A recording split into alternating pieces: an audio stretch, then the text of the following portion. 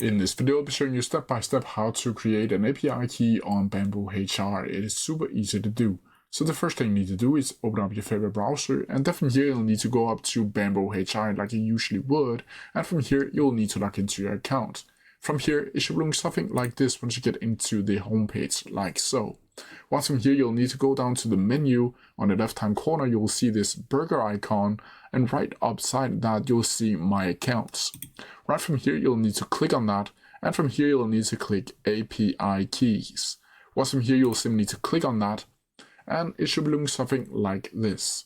Now from here, you'll need to go over to right here, you can see API Keys, and right underneath that, you'll be able to see New API Key. Once you click on that, it should look something like this, where you'll be able to add a name for this specific API key. So let's just call it test1 for this tutorial. And from here, you'll simply need to click Create Key. Once from here, you can see the API key has been created, and you'll be able to see the API code down here. And you can copy key it right there to your clipboard. But that's how you do it. If you have any questions about it, please leave them down in the comment section below, and I'll try my best to answer them as quickly as possible. See ya!